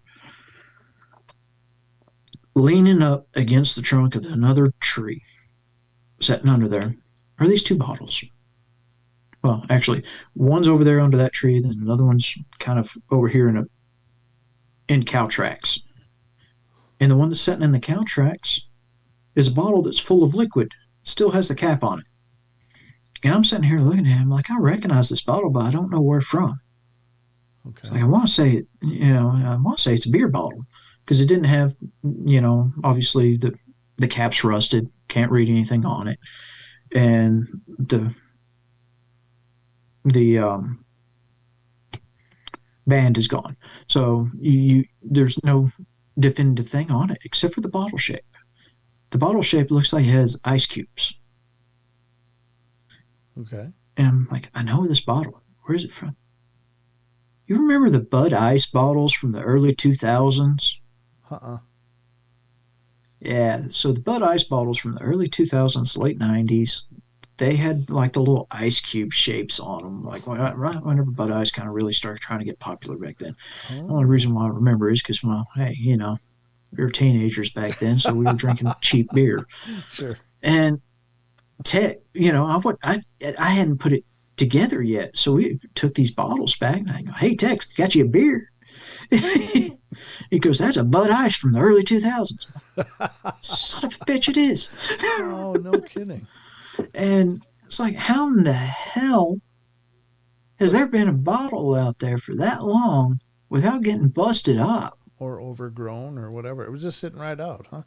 Yeah, it was sitting right out. And the thing about it is it wasn't there whenever my wife and I were down there 2 months ago. Wow. It's like, where was this hiding? It's like a gift almost, right? Yeah, it's kind of one of those things. It's like, I'm not going to drink it. No. It's probably just this side of window cleaner by now, I'm sure. But oh God, yeah, yeah. Oh, that's But crazy. so I pick them up. I'm taking them back. So we're on our way back to the campsite, and we hear crows going off. Okay, crows, snitches of the forest. Right. Yep. They always go off whenever something's moving, and they're going off over on the other side of this pipeline, which is a clear spot, and then you have more woods. And I'm like, okay, cool. Crows are going off. Something's moving around. It's probably pigs or anything like that. We get out onto the road and we're starting to walk back. And about that time, we hear the crows going off again. And then all of a sudden we hear this damn crow. And Ranger describes it as the Barry White of crows. Wow. Because, you have your regular crows that are like, caw, caw, and then you got this one that I can't even mimic it. I mean, it is lower and not even the right tempo for it, or it's I can kind of envision what you're saying. I don't think I could duplicate it either, but yeah. I mean, it was just completely off, and then of course all the other birds in the area just everywhere. Isn't that gone. Something? That is the freakiest thing, and I've experienced that when the forest just goes dead quiet. Yeah, and then quiet after that. All of us are looking at each other. I'm like, that wasn't no crow. He goes, if that's a crow, I'm a Nancy. Well, I wonder though, because that's real common in Bigfoot experiences. People that say that it sounds like oftentimes it's an owl. Well, it sounds like a 250-pound owl. You get those kind of claims. So I'm wondering if there's a potential that maybe what you're not seeing is something like that, like a Bigfoot potentially being in the area. But I don't know. I mean, obviously, I'm just speculating wildly. Yeah, and like I said, okay, I've been around crows my whole life. If it was a crow, it would have had to be 300 pounds. There's no way a regular crow could have made that sound. Yeah. No way. No. That's crazy. I mean, we had a pet crow. Okay, sure. Yeah. And I love crows. There are all kinds of them up here, and ravens. And Yeah, yeah, ravens do that gronk gronk sound. It's not like even though it looks like a bigger crow, doesn't sound anything like a crow. exactly. Yeah, And we don't really have ravens down here, and it was not a raven sound, anyways. It was sure. definitely something trying to mimic the crows, Yeah. is what it seemed like. But we walk on a little bit further, and I happen to look off in the woods, and I see something that's doing this behind a tree. Peeking out, huh? I stop and I'm looking at it and I'm trying to focus on it and everything else because it's one of those things where you can see it, but you can't see it real well. Mm-hmm. And it about that time, Tex's nephew notices it as well. And then so does Ranger. And I'm sitting here and I'm moving back and forth trying to look at it, and it's doing the same thing. And then I can actually see it a little more clearly. It's in the shadows, so I can't see the colors or any of the actual details of it, but I can see the silhouette of it because behind it is that pipeline. Oh. So it's clear and there's sunlight hitting back there. Mm-hmm. So it's being silhouetted, yeah. And this thing is eye level with me. It's easily up off the ground, 6 foot, as far as where its head's at. And I'm sitting here looking at it, and it's doing the same thing, and it looks like it's kind of hunched over even. Well, it's got pointy ears and a snout. Oh, okay. I'm like, well, alrighty then. And we're sitting here, and so Ranger is trying to pull up his camera because he's got super long lens and everything else on it. And about as soon as he gets that camera up on there, you just see it go off into the thick. Oh, it's just gone. And what do we do? What? Well, let's go after it. So here we are, hiking into the woods. We just saw something with pointy ears and a snout. It's about 6 foot tall. Wow.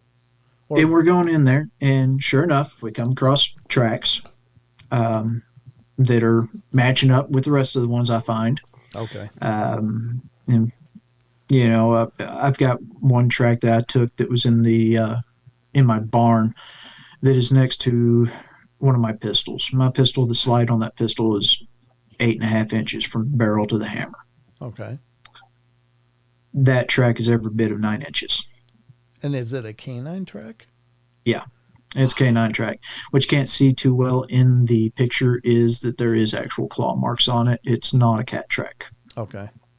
Yeah, and I don't think cats, even mountain lions, pumas, and stuff don't get that big as far as their paw prints. So. Mountain lions usually about 4 inches is usually what I'll find.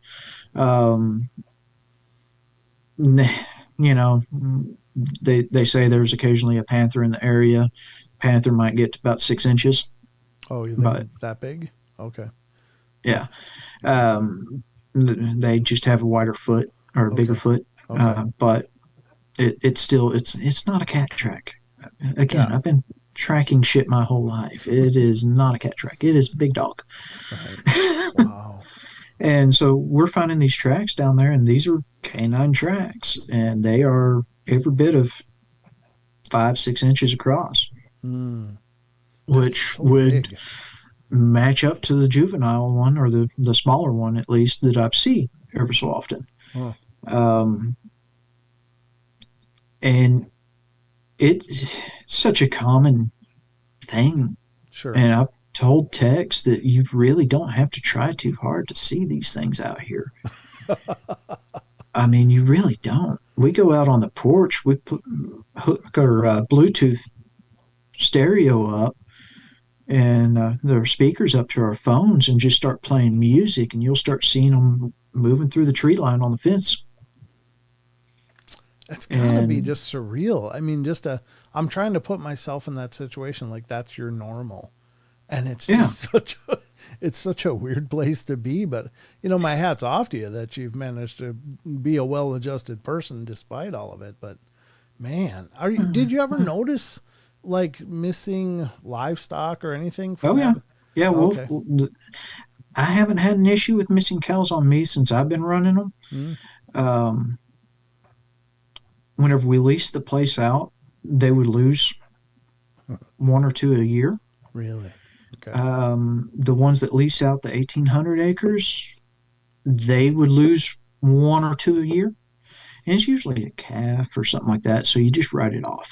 Sure. Um, but yeah, you'll end up with that. And then there's lots of reports of some of the neighborhoods that are around here where their pets will go missing and everything else. And it's always blamed on coyotes or cats. I Sure. mean, it always is. Yeah. I haven't seen too many coyotes that will go after a Great Dane, Yeah. but Not generally. sure, Is that we'll one? go with that. Is that one of the pets that was missing? Was it a Great Dane? Yeah. Oh wow. Yeah, that's a So big animal. it yeah, sure. If that allows you to sleep at night, we'll go with that. And there's a lot of the neighbors around here that have seen them. Mm. Um, I've got some neighbors that are probably crow flies 5 miles, Mm. and their whole neighborhood has had issues with stuff going disappearing and everything. And but their neighborhood backs up to the big creek. Oh, okay. Um, so they're apparently one of them saw something like, "Do we have bears back here?" No. Nope. Mike Prine over on Facebook is asking a question. What kind of music do you blast when you're blasting music? So it doesn't really matter too much, but Okay. apparently they really like AC/DC. They really like it, huh? Yeah. Um, that was one of those things. Wife and I were out working on the fence. Okay. It's close to dusk, Mm-hmm. dark. Uh, we've got, we had pulled up the old fence and we were packing it up. So we got our tractor there. We've got it turned off so you can actually hear stuff at this point in time. And we have the speaker on it, and she's sitting here blasting AC/DC as we're sitting here folding up the old field wire. Okay. And we're sitting here and we hear this howl, like a howl straight out of Scooby Doo, like the most ridiculous, corny howl you could possibly hear of. And we look at each other and we're like, what in the hell was that? That wasn't a dog. What was that? Oh. And I look down at the pond and I'm like, is that one of the cows down there? Then all of a sudden it moves really quick over to another spot and you just see it go right up into a help shape again and let it out again.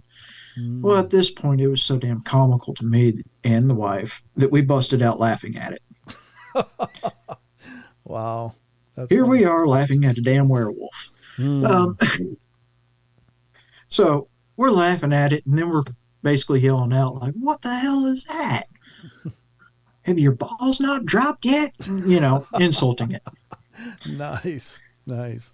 And and it takes off down the creek line and goes on about its Hmm. own way. Because Yeah. we're she had AC/DC Black and Black going on. Okay, so apparently it liked the music. It wanted to howl to it. It wanted to try singing to it. All right. It's And just hitting the chorus. Yeah. yeah. And so the next day, she's got some coworkers. We call the kids because they're all around 20. So, they're Mm. young enough to be our kids, or at least mine. And we go back on the back property and go fishing. They want to go fishing. So we went back there and went fishing. Well, I wasn't fishing. The kids were. So I was just kind of out there keeping an eye on things. Mm-hmm. Well, what was funny is as we were driving down there and driving through those creepy woods to get down there, um, I happened to see movement. I happened to see something fairly large move fairly quick through the woods. Well, one of the kids happened to see it as well. Uh, so they weren't quite sure. They kind of kept it quiet for the moment. Mm-hmm. And we got down there and got on the creek, and we were walking up to go to where the fishing hole is. And we were up there, and I'm sitting here watching, and I get the feeling we're being watched. Um, I look off to my left. Sure enough, I can see one plain as day setting up on the bank watching us. Yeah. Wow. And then I see movement on the other side of the creek from us, just kind of going back and forth in there. And I can hear gravel crunching up above us, behind us. I'm like, okay. So they're watching us. If they wanted us, they'd have us. And, one of my wife's coworkers, younger girl, kept falling, slipping on the moss in the water and kept falling in the water. She was trying to stand in the water and fish, and she kept on stepping off and slipping down and falling and busting her butt. Oh no. And which we're all laughing about it, and apparently so are they. Uh, but because you'd see the one that's setting off over there on that side that I could see, and I was kind of keeping an eye on because one over here in the trees over there moving, it's staying where you couldn't really see it. Right. That one, like I said, if I could see it, then it's the one wanting your attention. And you could see it whenever she'd fall, she'd do that. I'm like, it's laughing. Seriously? And it's sitting there doing that. And I happen to look over to one of our other friends, and he's looking at it or looking that direction, and his face is just white. Oh. Yeah, I look at him and I grin and I go, "You see it, don't you?" He just kind of, oh wow. and I'm like, "Yeah, it's about time to go." Yeah, the sun's going down. You don't want to stay down there after dark unless you really, really ready for it. Yeah. And so we walk all back, and I do my best not to alarm the girls and everything, and make sure that everything's good. My wife knew it was over there. She saw it. She saw the one in the trees. And so we get in the truck, and we're heading back up to the house. And I was able to talk to him a little bit, and he goes, "I could see something was there, but my mind did not want to register it." Yeah. His mind did not want to let him see it. Like his mind was blocking it. He goes, he could see it there, but he couldn't. It was just, he said it was weird. It was like it was trying to mentally break him.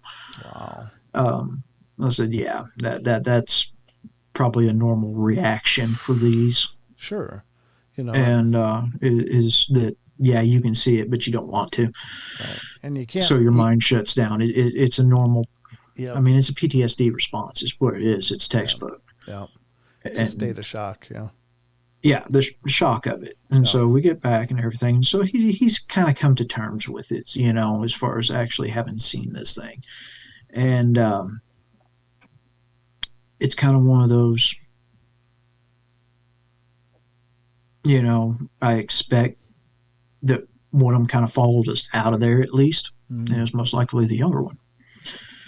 But either way, we get back to the house, and then they head home and everything. Next morning, we go back out there. We're going to finish fixing the fence, So we go out there. We're starting to string barbed wire up. Well, the whole time we're out there, we have a helicopter flying around, and it's just sitting here doing a pattern over the wooded area that's right next to the house, which also has the old halfway torn down house back there, which I've seen these things at. And, I've even got a picture of one in that house, kind of thing. Obviously, I don't mind sharing the pictures with you or whatever. You can post them if people want. Yeah, please. That'd be great. People will either see it or not, and they'll say it's bullshit. I don't care. I know what I saw. Yeah, fair enough. I don't really care to have to prove anything to anybody. Yeah. We're watching this helicopter fly over. I can tell that it's a Jet Ranger. The thing about it is there are no markers on the tail at all, which that's not normal at all. Yeah. It also has a FLIR camera underneath on the belly. So it's low enough you can see this stuff, yeah? It is flying at approximately 150 foot up in the air. Oh, that's so low. Wow.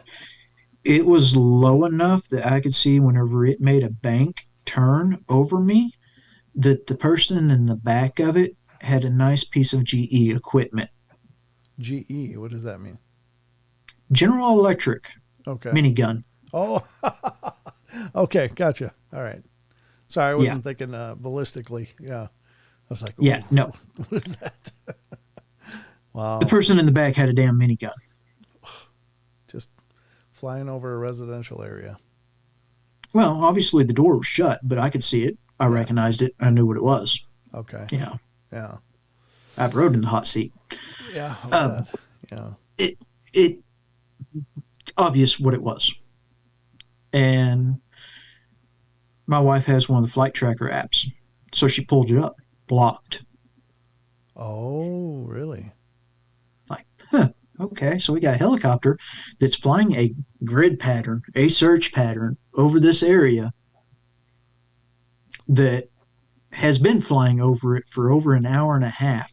It came out of Dallas from an unknown location out of Dallas on the flight path straight to us, flying that pattern. It's Yeah. like, gee, I wonder what they're looking What are for. they looking for? Yeah, exactly. And it was kind of one of those things, they were flying low enough and everything. So they finally decided to leave whenever my wife started filming them. Yeah.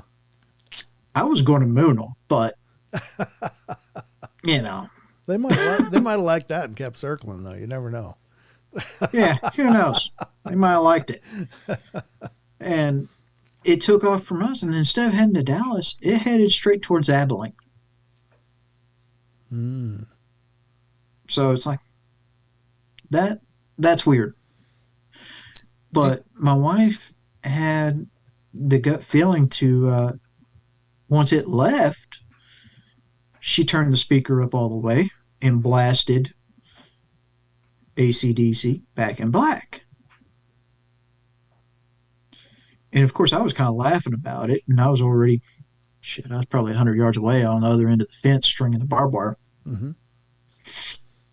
And about that time, I hear two yeps, like, yip, yip. Oh. I look back at her and I look towards the direction I heard it. And then you just see this black canine running on all fours down the creek line, heading out of there. Hmm. Like, they were looking for him. They just weren't going far enough. That is creepy though. Do you think somehow you're on that radar for Oh, those? most likely. Okay. Wow. They've been out here. I've seen 3 unmarked black SUVs. Wow. Um, so there used to be a reddish brown one that I would see pretty often. They acted very aggressive. It was actually extremely aggressive towards us. It was the one that we would run across the roof of the house, would hit the side of the house, and a bunch of other stuff. Hmm. It was a male. The reason why I know it was a male is because it bluff charged me one night whenever we had left the water on in the garden. So I'd gone outside to turn the garden water off, and I could smell it. These things smell like rotten meat and stale dog urine. Okay. Oh. Okay. At least this one did. Okay. And it would hide, we've been here for over 150 years. We got a junk pile. All right. Any old farm has a junk pile. Mm-hmm. Yeah. So it would hide in that junk pile and it would hide in that old abandoned house. Okay. Well, the that day the wife had seen it, or actually it's the day before the wife had seen it, down by the junk pile. And we walked down there and sure enough it poked its head up. I couldn't get a gun on it quick enough before it ducked back down. And we eased out of that area and got back up to the house, keeping an eye on it where it wouldn't come at us. And the next day, like I said, we not really think anything about it. That night, it was hitting the side of the house, running across roofs, doing the normal terrorizing tactics. Mm-hmm. So I go out there, turn the water off. I smell it. I'm like, well, all right, this is going to be fun. I've got my rifle with me.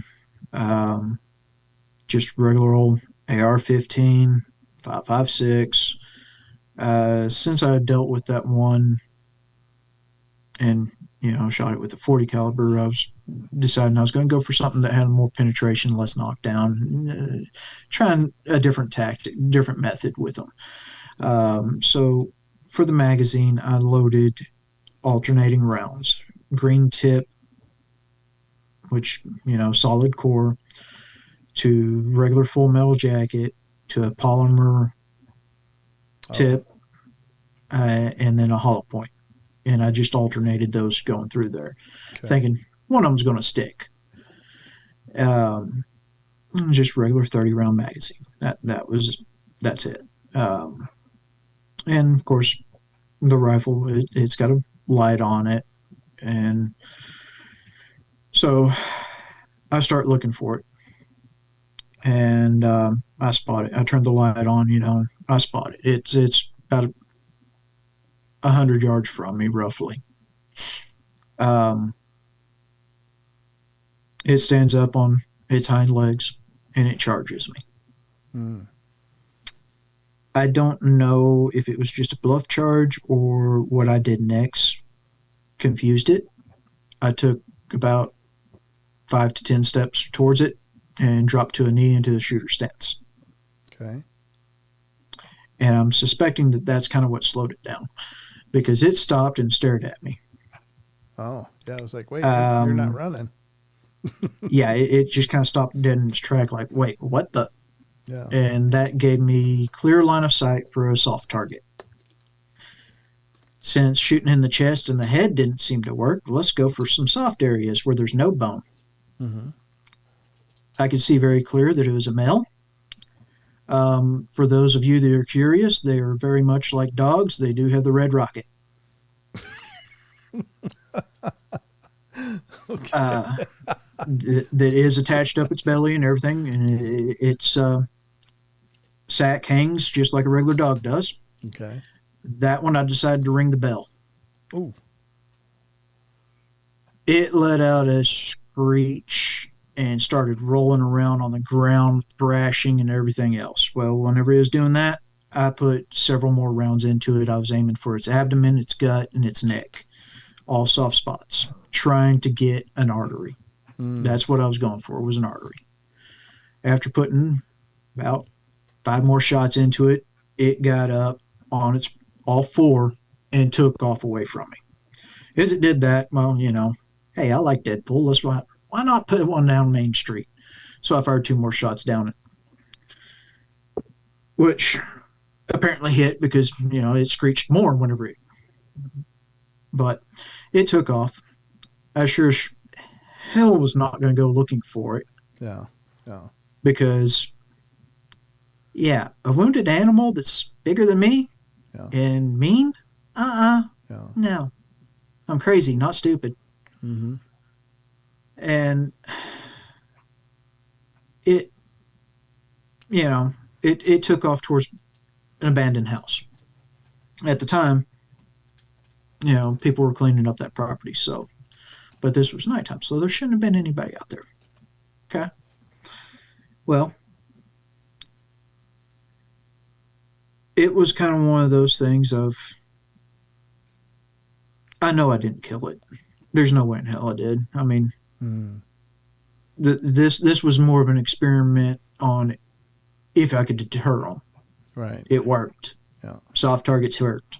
So those of you that are asking, get you a heavy enough caliber, shoot for the soft spots. 45-70 into the neck probably work. Oh, okay. But the next day, we're out working in the garden and everything. I'm on the tractor, and my wife's off over there on the ground. And she comes over there and tells me, and stops me. And she tells me to kill the tractor. Okay, what's going on? She goes, well, I heard something. And I'm like, okay, what'd you hear? She goes, well, it sounded like somebody working over there at that house. Like they're, moving stuff, picking stuff up, and trying to clean it up like they had been. And then all of a sudden, you hear a scream and 4 gunshots. Oh. And then silence. I'm Uh-oh. like, okay, well, let me go upstairs and see if I can see anything. Because for one, if somebody screamed and shot 4 times, I'm not going over there. Right. You're that's walking into a dangerous situation one way or another. Two, I have in my mind that this thing ran that way last night. Hmm. So either they saw a snake and they're scared, or they saw something else and they're scared, Right. or something along those lines. Yeah. So I'm not going to walk into a dangerous situation, Right. especially whenever somebody might have a weapon as Yeah. far as a firearm. Yeah. Again, I'm crazy, not stupid. Right. So I go upstairs. I've got binoculars. I look over there.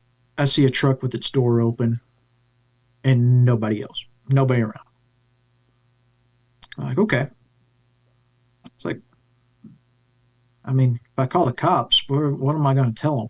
Right. Yeah. Well, that's a good point. Yeah. I mean, somebody screamed, shot 4 times, and then it went quiet. Mm-hmm. Okay, it's the country. Yeah.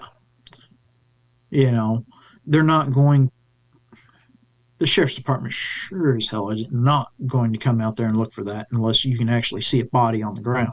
Oh, really? Yeah, Okay. I couldn't see that. So, Sure. A, either I would have been making a false claim, or B, they would have just ignored it and went on. Hmm. So, next day I look, truck's still there. So, next day would be Sunday. Truck's still there. Door still Okay, open? door still open. Oh, that's a bad sign. Yeah. I'm like that's a little, maybe whatever maybe they took off running down the road, just left the damn truck and everything and ran across to the store that's over there. Okay. That's a possibility, you know, but it's just there, you know. Mm-hmm. Well, the following morning I had to go to work. I'm leaving out 4 in the morning, driving out. I get out on the paved road, which there's an entrance to that house from there. And here are 3 black SUVs with government plates pulling in there. And it's a sweeper team. Hmm. The guy closing the gate behind them is in full kit. And whenever I say full kit, he's wearing body armor, he has a sidearm, and he has an M4. Not an AR-15. He has an M4. Right. Yeah. And just, giving everybody that drives by the death glare. Like, come on, why the hell did you get out of the truck with that shit on? Mm-hmm. Yeah. Yeah. If you're trying to be incognito, you're failing. Yeah. And so they go in there. All right. I keep driving to go to work, act like I don't pay attention, whatever. I come back home. I get home. And as I drive by there, you can't really see the house from the main road. So I couldn't tell if somebody was still there or not. I get home. It's tucked back in the trees enough that you really can't see if anybody's there or not. Anyways, well, this is the summertime. So what do? I get out of my work clothes and I put on something that's more conducive for summer. So, it was a little breezy. So I put on a kilt, traditional. Mm-hmm. Just, I've got a utility kilt. I'll wear that thing in the summertime. It's Mm-hmm. quite comfortable. Good air conditioner in the tractor. Okay. And I've got a gun belt on it because obviously I'm always dealing with something out there, whether it's regular normal animals or these things, Mm-hmm. So I've got a gun belt on and with pistol and everything. So I go outside and I'm feeding the animals and everything and walking around, and the reflection of something catches my attention from over there. And I'm like, okay. And it was just like, it looked like a rookie mistake on somebody, because it was the reflection of glass, whether it was binoculars or a scope. Oh. It was a reflection of glass, Mm. and it moved. I acted like I really didn't see it, Mm-hmm. and I was like, okay, so they're going to be keeping an eye on me, and probably figure I know they're there or something along those lines. So me being the person I am and liking to kind of make a show of things, I walked over there to the side of the trailer where I was basically facing them and just relieved myself. Y'all want to see something? Here you go. Um, and of course, pretending like I didn't know they were there. Mm-hmm. Um, went on about my business the rest of the day. Next day, caught them going over the hill on the other side of me. Just caught the tail end of one of the trucks going over it. So, 2 + 2, it's them. And would see them out there for about a week. Oh, okay. And then, of course, hadn't had an issue since then. So it's kind of one of those things. Like, yeah, I'm sure I'm on their radar. Yeah. Do I care? No. Yeah, I mean, probably not much you can do about it anyway. It's just, No. it's just kind of. What are they going to do to me? Yeah, exactly. Well, God only knows, honestly, but but hopefully nothing. I mean, because it's you didn't ask for any of this stuff. It just happened to. It happens. Yeah, it happened to be in your area where you live, and it's certainly not your responsibility. But well, that's unbelievable. But I tell you what, brother, we've gone through 2 hours of show. And it's been an amazing journey. So thank you so much for coming on and sharing. We just scratched the surface. Well, we can always have more visits if you're willing to make the journey, brother. Oh, most definitely. Okay. Well, I had a great time, and I know I tried to keep an eye out for all you chatters asking questions. One comment came in was from Shell Dion, who's a dear friend, and she's also dealt with Dogman and Bigfoot a lot, and she said she had a Dogman that was actually stalking her Great Dane, so that was something she was familiar with personally, and sounds pretty creepy for sure, but definitely watch your top knot out there, brother. Be careful, be safe. Oh, yeah.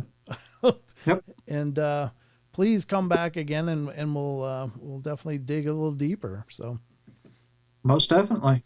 All right. And for all of you guys out there, thank you so much for joining us. And this will become a podcast eventually.